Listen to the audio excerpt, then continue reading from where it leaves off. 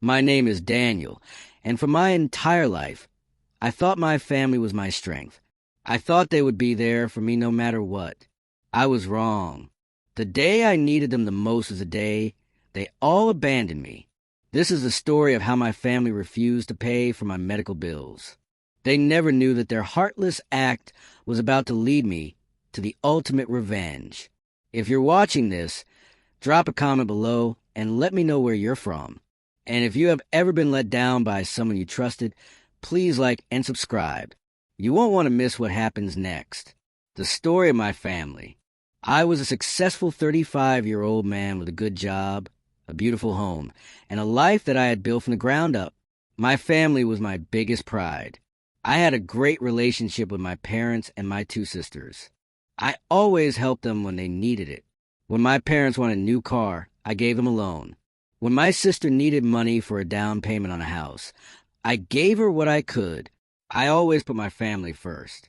I love my family more than anything in the world, and I always thought they loved me back. I thought they would be there for me no matter what. I thought that we were a team. I was wrong. One day, I had a terrible car accident. I was rushed to the hospital, and the doctors told me that I needed an immediate surgery. The medical bills were massive, and I didn't have enough money to cover them. I was in a lot of pain, and I was so scared. I didn't know what to do. The only thing I could think of was my family. I knew they would help me. I knew they would be there for me. I called my parents and told them everything. I told them that I needed money for my medical bills and that I was scared. They were shocked, but they told me that they would see what they could do. I was so relieved. I knew they would help me. A few hours later, my mom called me. "Daniel," she said, her voice shaking, "I'm so sorry. We can't help you. We have a lot of bills to pay, and we don't have enough money. We're so sorry." I couldn't believe it. I was in complete shock. My own parents had abandoned me, but I still had hope. I had my two sisters. I called them and told them everything. They were both successful and had good jobs. They had enough money to help me, but they both told me the same thing. "I'm so sorry, Daniel," one of them said. "I have to pay for my son's tuition. I can't help you." In that moment, I knew I was alone. I had lost my family. I was in a hospital bed, alone, and I was about to lose my life. I was filled with a cold, quiet anger. They had left me to die, all for a little bit of money.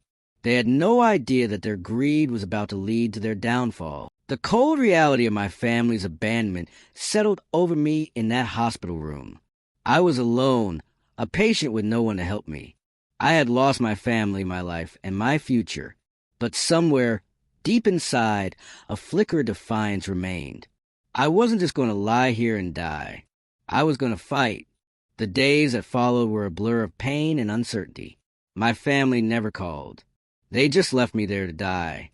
I was so angry, so hurt, so alone. I couldn't believe they had done this to me. Just when I felt all hope slipping away, a visitor arrived. He wasn't a doctor or a nurse. He was a tall, serious-looking man in a clean suit, and he had a kind face. He introduced himself as the CEO of the hospital, Mr. Williams. My heart sank. I thought he was here to tell me that my treatment was being stopped. I thought he was here to tell me that I had to pay for my medical bills. But his words shocked me. "Mr. Daniel," he said, his voice firm but kind, "I've reviewed your case. It's a tragedy what happened to you. I'm so sorry your family has abandoned you." He paused.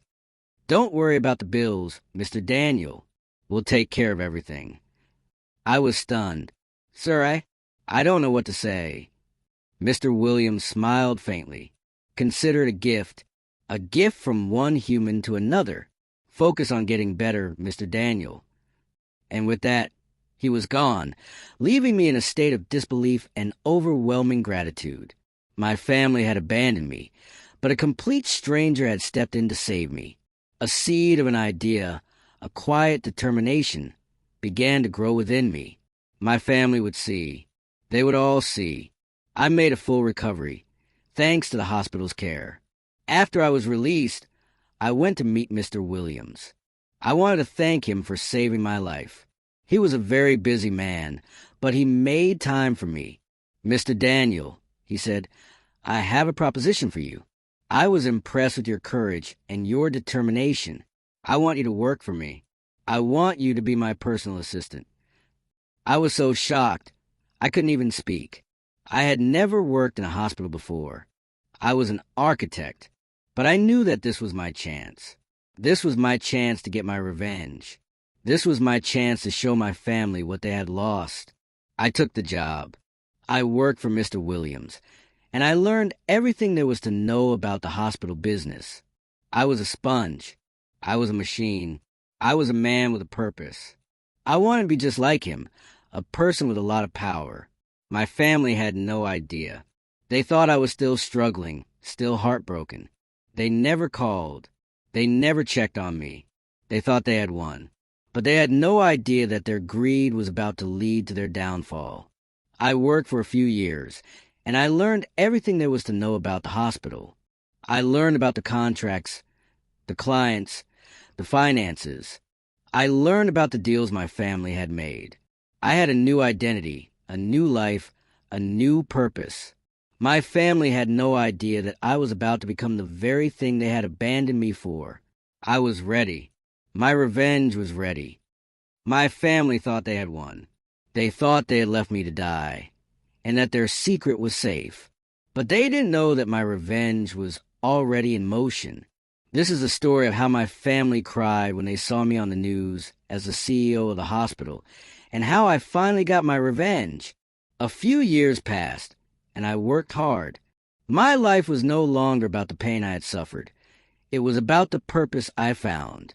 I was now a successful businessman, a partner to Mr. Williams, and the CEO of a new hospital chain. My family had no idea. They thought I was still struggling, still heartbroken. One day, I got a call from my sister. She was so happy. "Daniel," she said, "we have to talk. My dad's business is in trouble. We need a loan." I knew this was my chance. I told her I could help, but I had to see them in person. I told them to meet me at a restaurant in the city. They were so excited. They thought I was going to give them money. They had no idea that I was about to give them a lesson. I showed up at the restaurant in a clean, sharp suit. They were already there, and they looked happy. They were all talking about their lives, their jobs, their money. They had no idea that I had been watching them for years. I had a file with me, with all the details of their financial troubles. I knew that their lives were not as perfect as they seemed. After we ordered, I looked at them and said, "I have a proposition for you. I'm the CEO of a new hospital chain, and I have a proposition for you." Their faces went pale. My mom said, "Daniel, what are you talking about? What's going on?" I smiled. "I'm the CEO of the hospital," I said, "and I know everything about you. I know you tried to leave me to die in that hospital bed. I know you lied about your bills. I know you chose money over family." My parents and my sister started to cry. They couldn't believe it. I was no longer the helpless man they had abandoned. I was a powerful man. I was their judge, and I had my revenge. The vindication. My revenge was not just about money. It was about justice. I exposed their secrets, and I had them arrested. They were forced to pay for their crimes. They had lost everything, and they had no one to blame but themselves. I, on the other hand, had won. I had gotten justice for myself. I had found a new family in the people who had helped me. I had a new purpose in life, and I was about to start a new business to help people who had been abandoned by their families. I had a new life, a new purpose, and a new family. I had everything I wanted. My family had lost everything because of their own greed. They had lost me, our family, and their future. So that's my story. It's a reminder that true loyalty is not just about blood. It's about a man who would never leave you, even when everyone else does. Have you ever had to choose between your blood family and your chosen family? What did you learn? Share your stories in the comments below. And if this story resonated with you, don't forget to like, share, and subscribe to hear more real-life lessons. Thank you for listening.